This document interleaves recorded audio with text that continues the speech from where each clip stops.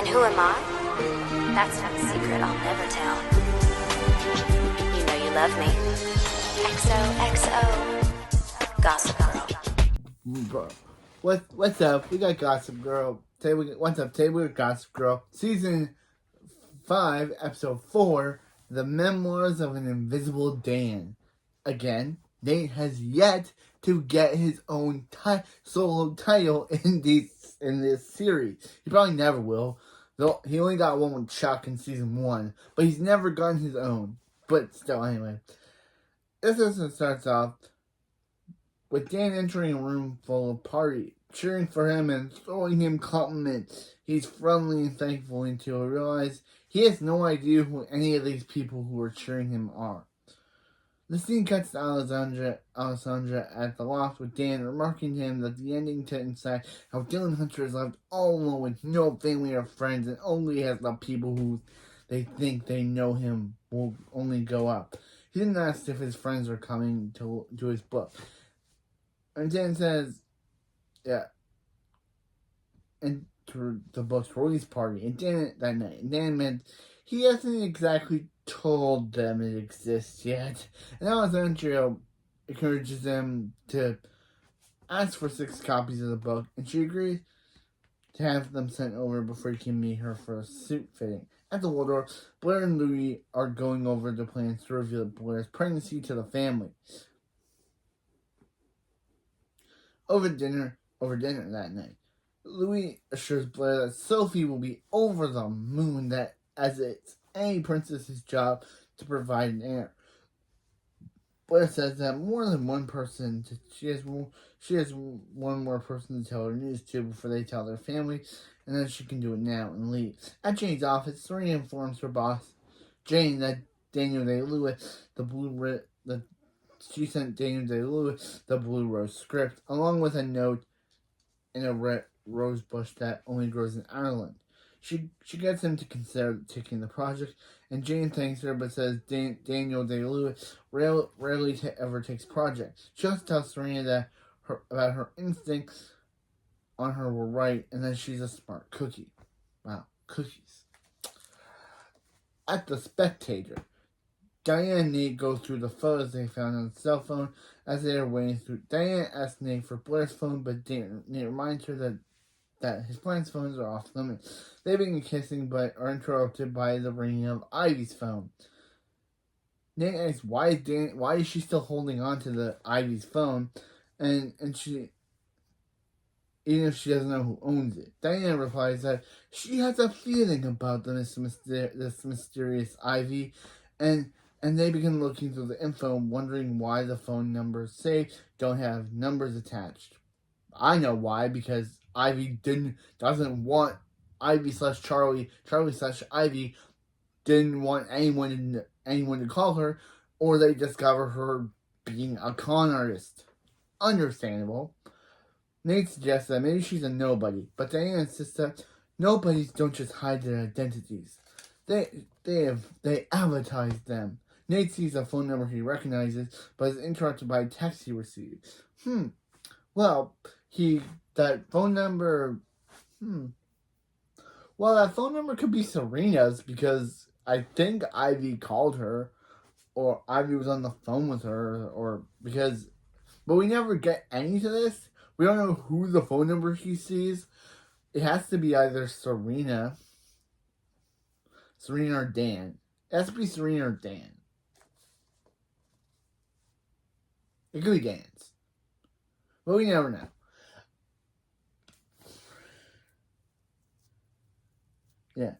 Yeah, he has to go, but he'll be back at the office soon. At the Vanderwoods, and Charlie / Ivy is repeatedly calling her phone, looking for it. Louis suggests she get a new one, but Charlie / Ivy is determined to find it, as everything is on that phone, including the truth about who she really is. Yeah, of course. Yeah, so that means Diana could have looked at that phone and discovered Ivy's a con artist. Ruth is downstairs with the final mix of Panic debut album, and Charlie / Ivy asks if he's ever regretted leaving the music business. Rufus says no. and that he wouldn't give up raising Dan or Jenny for anything. Yeah, good Jenny reference. Before Rufus can start the music, the elevator dings. Outside, Blair runs in and Chuck on the street. He asks how she's doing, and Blair says she's doing okay. While talking, Monkey starts barking at Squirrel, and Blair stumbles over him, but Chuck catches her before she falls. Wow, this is some very romantic energy between these two. At the Vanderwoods, Chuck and Blair arrive, and Nate, and Charlie / Ivy, and Lily, and Rufus are already there waiting for waiting for Dan. Serena also arrives, and Nate asks if she knows a girl named Ivy. Serena says no, not knowing that she does. She just that she does. She just doesn't know that it's actually Charlie. Yeah. So Nate explains that he found Serena's number on her phone and asks it so she can dial it. Yeah, of course. Yeah, because as I said, it had to be Serena's number because Ivy was calling her. Ivy was trying to call Serena, like, but before she can dial it, but before she can dial it, to probably, because even if she did dial it, wouldn't it be answering to her phone, not Ivy's? Dan arrives with a box of inside books and reveals that, and Blair's and Blair basically insults Dan before he reveals he wrote the book. And it's all based on them. In the book, a man arrives to see Nate. He says he can't wait any longer, and Nate promises to tell the people about their relationship soon. Lily starts laughing upon reading it, and Dan explains that he may have made Nate's character in the book gay. Kind of funny that in the Gossip Girl book series, Dan experiments with being gay because of the fact is that he kissed a male coworker, and Dan starts to think he's gay. So of course Dan's not gay in the books, but maybe Dan, the character, based Nate off of being gay, based off what the author of the original books did off of Dan being the gay one. Nate asks if he ever has game and decides to say he's cool with it. Dan reminds everyone that the book is a work of fiction and invites everyone to come to his book party. They all agree to come and disperse. While we're waiting to reveal her news, Blair asks Serena to get some coffee, but Serena says no and that she has to get back to work. Dan also confesses to Blair that the article he had Louis kill in the season 5 premiere is in the book. Lily says that she'd rather stay in the dark about how Dan betrayed her and says she can't make it to the party, as she has to plans with Louis and their family. Meanwhile, Charlie / Ivy asks Charlie / Ivy, but I'm just gonna call it Charlie here because she asks Nate about the mysterious phone and Ivy. She says that she might have seen someone at the Jenny Packham show with that name and asks to help. She provides a vague description of the woman and mentions she saw a picture with her. She would probably would recognize her, and Nate agrees to help. Of course, not realizing that the Ivy he's looking for is the girl he's talking to. Yeah, they're going to find Ivy, not realize Charlie / the real Ivy is going to distract Nate from finding her by just pointing at a random woman and saying that that's Ivy. So, yeah, she's basically sabotaging Nate without Nate realizing that she's sabotaging her. At Jane's office, Serena's co-workers mentions that they got an advanced copy of Inside, and everyone's trying to figure out who wrote it. Serena announces that she knows because she used to date him. Her co-worker realizes that Serena is Sabrina, aka the dreamy blonde with legs. Serena responds to a message left for her and finds out that Daniel Day-Lewis replied to her letter and his manager would... again, why does this keep happening? Turn back on the light. Second video in a row where this happens. I am a coincidence. Why does this keep happening 2 videos in a row? Weird. It's not turning back on. 2 videos in a row this happens? What is going on that I don't know about? Okay, anyway. I guess I'll be able to see through this.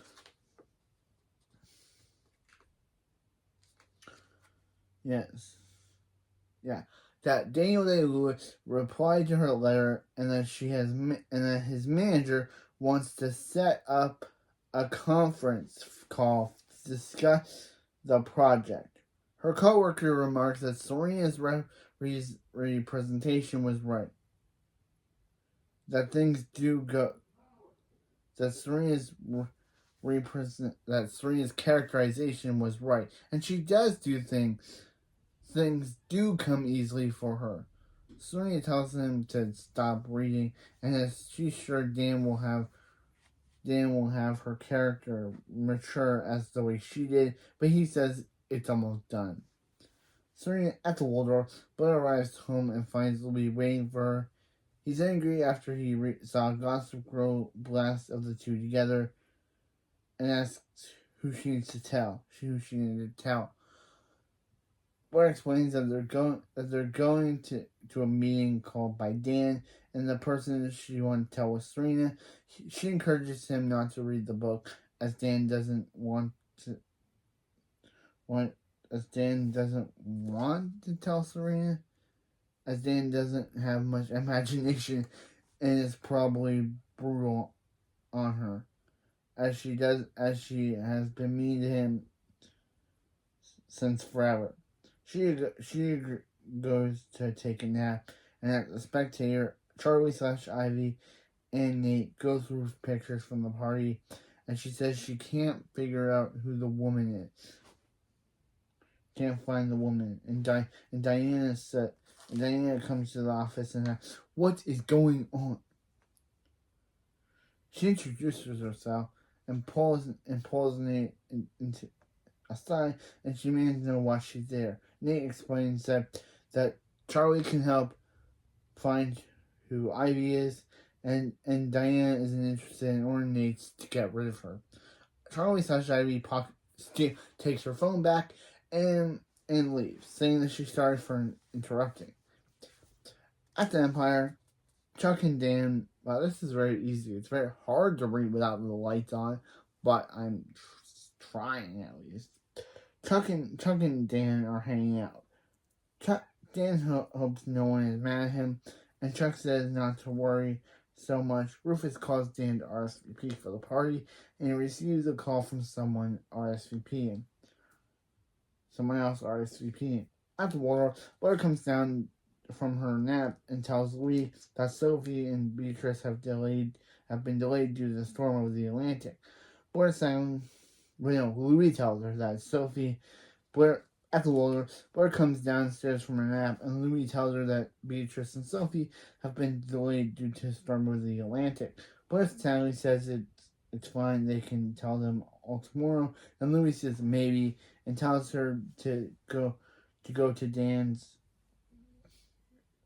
book party and leave. After he's gone, Blair tells the icon Dorota that she knows Louis was lying because the weather from New York to Monaco was perfectly clear. Dorota says maybe.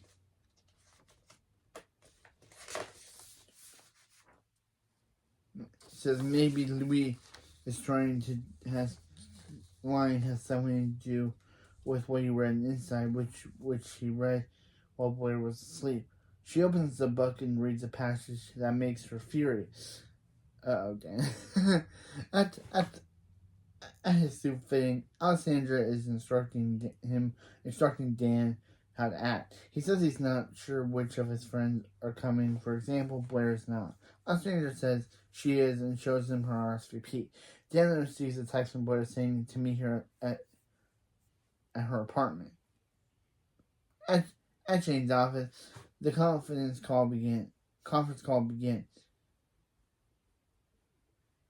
Dan's manager says that the meeting needs to be, Daniel Day-Lewis's manager says the meeting needs to be postponed because Daniel Day-Lewis isn't in a position to be taking that particular project, and he calls her Serena. Her co-workers explains about inside and says how Serena was portrayed as a shallow but shallow, self-obsessed party girl throughout the whole book. At the Empire, Chuck takes his that his character inside was mixed together with Eric's. Remember Eric? It's only been 4 episodes since it's only been 3 episodes since he left last season. 4 episodes from this season. 3 episodes since he was right now the show. But still, remember Eric, everyone. In the book, Dan goes to see Blair at her apartment. She insists there is nothing between them and that the whole future waiting for her. And then they begin kissing, which leads to sleeping together. At the party, Dan arrives early and Ostrander shows him to the private room is to sign copies and wait for the perfect moment to reveal who he is. In the book, Serena is about to leave the office when she bumps into a guy. He apologizes and begins to flirt with him. She decides to skip family time to go out for a drink with the guy. Serena reads the parts about her and goes to have a bat and goes to leave, but bumps into that same guy in the book. She apologizes instead of flirting. Serena knowingly says that he's flirting and walks off. Lily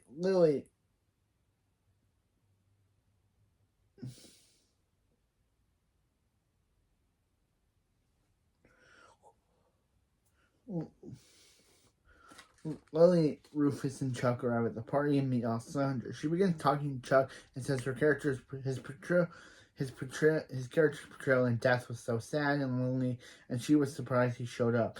At the Vineyard Woods, Charlie/Ivy is finishing getting ready for the party. She gets a call from Diana, who figured out that she was really Ivy. Yeah, who wouldn't figure it out? At the party, Blair and Serena arrive in search of Dan. Chuck advises them to check the study, where they find Dan on the phone with Nate, who is angry at being condensed. Serena says that she could lose her job, and Blair says she could lose her fiance because Dan wrote that they slept together. Louis then arrives and says, I can't so I could read this so I wouldn't have to keep looking down. But yeah. Then arrives and says that it has to be true because that's what Dan had him. That's why Dan had him kill the story. Everyone comes in and Alessandra asks for a picture of everyone after her boy insists that it never happened. Louis says he never knows when it comes to her and leaves. Blair leaves to chase after Louis, and Dan is left alone with Serena. At the Spectator, Ivy arrives to see Diane. I forgot Ivy in this scene. Ivy arrives to see Diane. She says that she did her research on her, which is how she figured out her scam, but she cannot figure out why. Ivy explains that Carol paid her to impersonate the real Charlie Rhodes to get access to her trust fund, but was dragged back to the city by Serena. Diane says it's not because she can't leave, it's because she doesn't want to. Ivy admits that she's staying not for the money, but because she feels like she belongs in the Upper East Side. Diana reminds her that she doesn't. And when people figure it out, they'll destroy her. Ivy begs her not to tell anyone. And Diana says she'll protect her so long as Ivy lets her. Wow, Ivy, you got yourself in a pickle now. Outside the party, Chuck warns Louis that walking away from Blair is a mistake. Louis says Blair will always have her secret, and he should have listened to Chuck from the beginning. Chuck says he shouldn't, and tells him to look at how his character ended up in the book, alone. He advises Louis to not give up on fiction. Inside, Serena tells Dan that she's confused on why he would portray her the way he did. Dan explains that his character comes off as the worst of anyone, and Serena says he deserves the terrible ending he got. He tries to leave to find Blair when Serena tries to stop him. He says if she can't see what he did to Blair that was worse. Maybe her portrayal was more accurate. She leaves, and a stranger comes in, saying it's time for the big moment. She announces the arrival and introduces Dan, who walks into the crowd of strangers congratulating him. The next day, Serena confesses to Blair and Louis that Blair confesses to Serena that Louis didn't answer her calls all night, and she's not sure he'll ever speak to her again. Blair finally reveals her pregnancy to Serena, who is excited for Blair. Louis then shows up, and Serena leaves to get ready for work. Louis apologizes because Blair has more honest about the past, and it's hard for him because every time he starts to trust her, he finds another secret. Blair gives Louis an ultimatum: either trust her or they end it. Louis replies that he can never let her go, and they hug. At the Vanderwoods, Chuck arrives to see Lily. He admits that he doesn't want to be the guy who no one cares till Liz dies. Lily promises him people do care so deeply for him, and Chuck sadly says he lost Blair. At the Spectator, Nate arrives to tell Diana that Dan isn't the friend he thought he was. She introduces Charlie as his new colleague, although Nate finds there's more to the story. Basically she's only hiring her to keep tabs on her, so keep tabs on Ivy. So yeah. At the law, Dan is reading reviews when Rufus arrives. He excitedly tells him how the reviews are positive. Dan admits that Rufus admits that reading the book broke his heart, as he knows how little Dan thinks about him. At Jane's office, he instructs Serena to get the inside movie rights from Dan no matter what it takes to redeem herself for ruining Daniel Day-Lewis' deal. Back at the law, Alexandra calls Dan to ask how many tickets she needs to lay aside for his reading that day. And realizing he completely alone, he says she doesn't need to leave doesn't need to do any tickets. So yeah, that was season 5, episode 4. Ivy, or Charlie to Nate, Charlie is now being hired at the Spectator it's only because of the fact is that Diana knows her secret, knows her true identity, and is only willing to keep her secret if she allows her to. But Nate finds this a little bit sketchy that Charlie just randomly gets to work at his job. 2. Blair, Nate, and Serena and Chuck are all mad at Dan for how he portrayed them, as Serena being a shallow, Blair cheating on Louis, and sleeping with Dan, Chuck being a guy who no one cares about, who lives or dies, and Nate being condensed and being gay. Or more, he's mad about being a condensed character.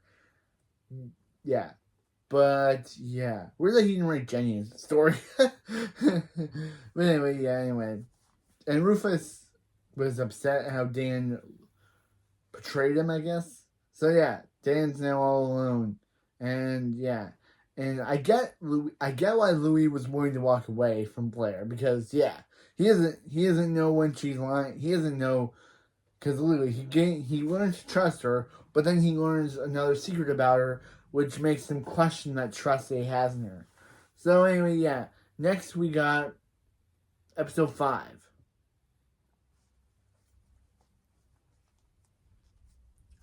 I would totally look, but I'll probably look after. But anyway, you love me, even though we had to do this whole video in with no power. But still, you love me. XOXO, Gossip Girl.